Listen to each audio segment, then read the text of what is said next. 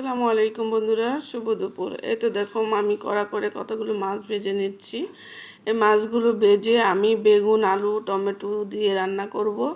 এক পাশে কড়াইতে তেল দিয়ে দিলাম। তেলটা গরম হলে এখানে আমি পেঁয়াজ দিয়ে দেব। পেঁয়াজ দিয়ে রসুন পেঁয়াজটা ভাজা হলে আদা বাটা, একটু পানি, এর মধ্যে এক এক করে মশলাগুলো দিয়ে দেব। ঘরে থাকা মশলাগুলো মরিচ, হলুদ, ধনিয়া, জিরা, এগুলো লবণ পরিমাণ মতো দিয়ে আমি এগুলোকে ভালো করে কি করব, কষে নেব।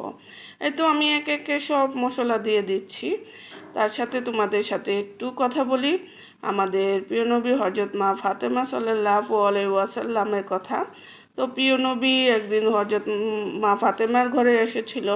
মা ফাতেমা আলীর সাথে ঝগড়া করেছিল, একটু কথা কাটাকাটি হয়, আলী ঘর থেকে রাগ করে বের হয়ে গেছে। তখন মা ফাতেমাকে হযরত মুহাম্মদ সাল্লাল্লাহু আলাইহি ওয়াসাল্লাম বলেছিলেন, মা ফাতেমা সাবধান, আলী যদি তোমার উপরে নারাজ থাকে আমি বাবা মুহাম্মদ সাল্লাল্লাহু আলাইহি ওয়াসাল্লামও তোমাকে জান্নাতে নিতে পারবো না। এই কথা বলে বের হয়ে গেলেন ঘর থেকে। তো মাঝখানে বলি মশলাটা কষানোর পরে আমি বেগুনগুলো দিয়ে আবার একটু ভালো করে কষিয়ে নেব, ঢাকনা দিয়ে ঢেকে দিলাম। তারপর বাবা যখন গেলেন মসজিদে নবমীতে, সেখানে গিয়ে দেখলেন অর্ধেক পথে মরুভূমিতে আলী শুয়ে আছেন। তখন আলীকে বলল, বাবা আলী তুমি এখানে শুয়ে আছো কেন, ওঠো। আলী শুয়ে ওঠে না, কথা শোনে না।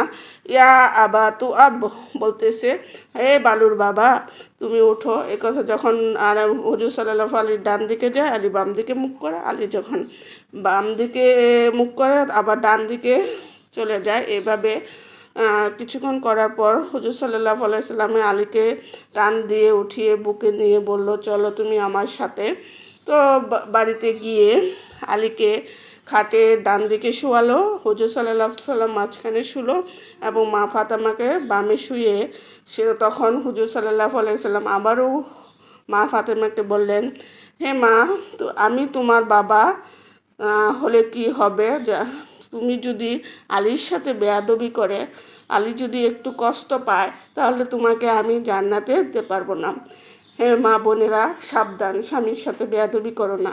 যে কথাটা কঠিন করে আমাদের প্রিয় নবী সাল্লাল্লাহু আলাইহি সাল্লাম বলে গেছেন। এই তো দেখো আমার মাছ রান্নাটা কমপ্লিট হয়ে গেছে। তো তোমরা সবাই ভালো থেকো, আল্লাহ হাফিজ।